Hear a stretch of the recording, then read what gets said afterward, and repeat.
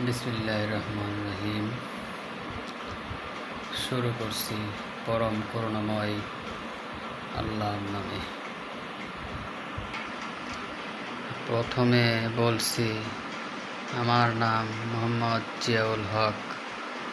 আমরা 6 ভাই 3 বোন।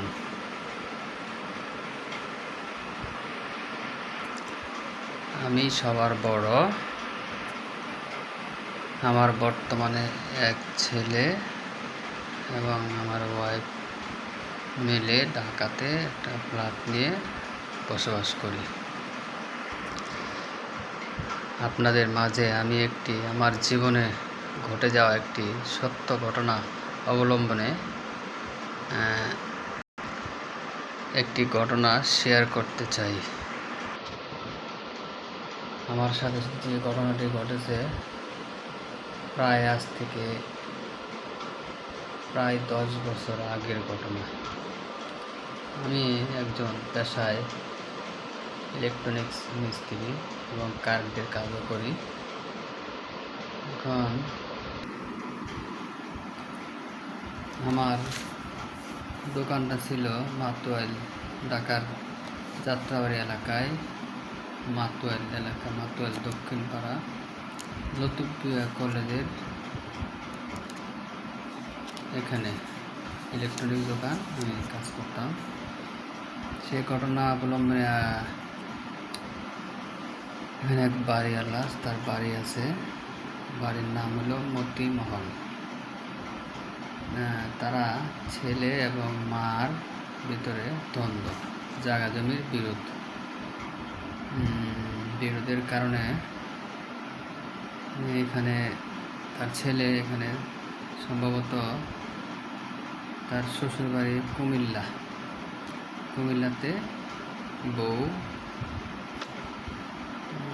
বাচ্চা মনে হয় গোলাবার নাই, মুরব্বী চাচা অল্প বয়সে মেয়েকে বিয়ে করছেন।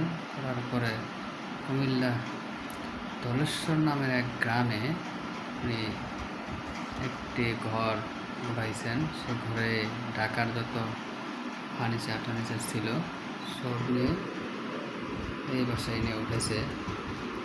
আমাকে তার ঘরের কাজ করার জন্য ডেকেছিল, একটি লোক পাঠিয়েছিল আমার নেওয়ার জন্য। আমার নিয়ে গেছে। আমাকে নিয়ে যাওয়ার পরে বললো যে, জিয়া, তুমি আমার রুমের কাজগুলো করো। আমি রুমের কাজগুলো ইলেকট্রিকের ওয়ারিং শুরু করে দিলাম। খাওয়া দাওয়ার পর্ব শেষ করে আমি এখানে ঘরের ওয়ারিংয়ের কাজ করতেছি, কিন্তু এই কাজটা করার সময় আমার মাথাতে কী হইল আমি নিজে বুঝতে পারলাম না। আমার মাথায় অনেক টেনশন ছিল, অতিরিক্ত টেনশন করতাম। ঢাকাতে দোকান আছে, দোকান ভাড়া দিয়ে নেই, মাথাতে অনেক টেনশন। এই টেনশন নিয়ে আমি কুমিল্লাতে এই কাজে আসছি।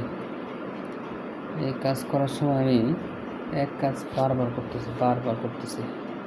আমি বুঝতেছি যে আসলে আমার কী হয়েছে, কিন্তু আমার মাথায় সমস্যা হয়ে গেছে, মানসিক সমস্যা, কিন্তু আমি নিজেও বুঝতে পারিনি। আমি আছি যত দ্রুত কাজ শেষ করে আমি ঢাকা চলে আসবো। কিন্তু তারা আমাকে দিয়ে কাজ করাইছে প্রায় 4-5 দিন। 4-5 দিন কাজ করার পরে হঠাৎ করে আমার মাথায় সমস্যা হয়ে গেছে। আমার মাথা কাজ করে নাই। ওইখানে থাকছি এবং খাওয়াইছে, এই বাজারে গিয়ে ঘোরাফেরা করছি। আসলে আমি এই সময় অতিরিক্ত টেনশনে মাথার ব্রেন আউট হয়ে গিয়েছিল, কিন্তু তারা হয়তো টের পেয়েছে আমি কাম কাজ কোন সময় শেষ করে না কিছু বলতে পারি না।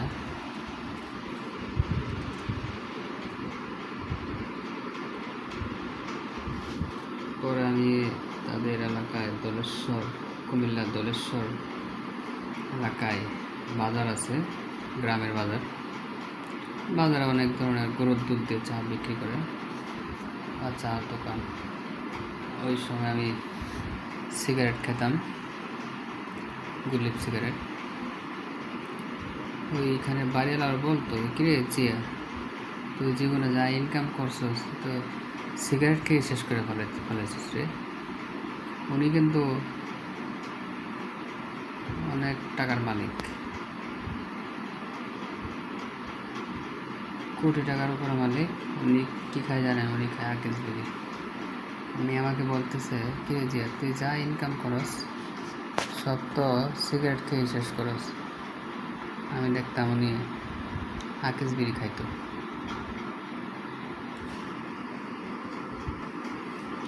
তো উনি লোক হিসাবে যথেষ্ট ভালো ছিল, তো আমার কী হয়েছে আমি নিজে বলতে পারি না। আমার ব্রেন আউট হয়ে গেছে। মানে ব্রেনটা আউট হওয়ার পরে আমি কারো কথা আর বুঝতে পারি না। হাঁটতে চলতে পারি, সবই পারি, কিন্তু কারো যে ভালো মন্দ যে কথা বলে আমার কানে সাউন্ডটা পৌঁছায় না।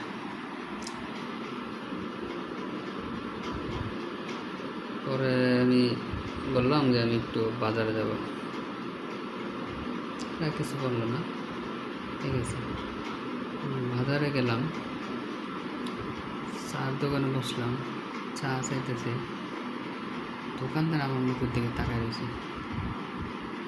ভাই চা দেন, চা দিতেছে না।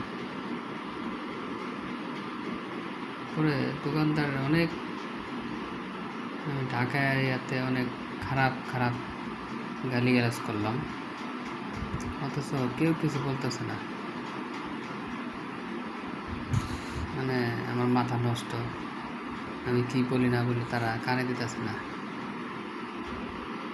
আমি যে কী করছি আমি নিজে বলতে পারি না, কিন্তু আমার একটু স্মৃতিতে মনে হয় যে তাদের আমি অনেক গালিগালাজ করছি, তারা আমাকে কিছু বলতেছে না। হয়তো মুরব্বী উনি আগেই আমার জন্য সে কথা বলে রাখছে যে জিয়া যদি বাজারে আসে ওর সাথে তোমরা খারাপ ব্যবহার করো না, ওর হয়তো মাথায় সমস্যা হয়ে গেছে, তোমরা কেউ কিছু বলবে না, ঠিক আছে, হয়তো বলে রাখছে। আমি বাজারে গিয়ে দুধ চা চাইছি, চা দিতেছে না। তো চার জন্য আমি ওইখানে অনেক দোকানদারকে গালিগালাজ করলাম খারাপ ভাষায়। বুঝিনি তো, মাথা সমস্যা ছিল, আমি নিজেও বুঝতে পারিনি। আমার কথা হইলো আমার চা খাইতে হবে, কি আমাতে গেলাম চা খাবো। আমার ভিতরে একটা মানে অন্যরকম একটা শক্তি, মানে ওই যে পাগলের মাথা খারাপ, পাগলে কিনা কয় ছাগলে কিনা খায় না, ছাগলে কিনা খায় পাগলে কিনা কয়। মানে আমার অবস্থা হয়েছিল এরকম। আর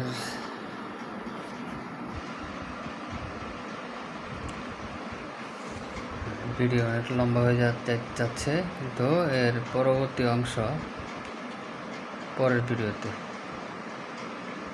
দেখার জন্য লাইক, শেয়ার, কমেন্ট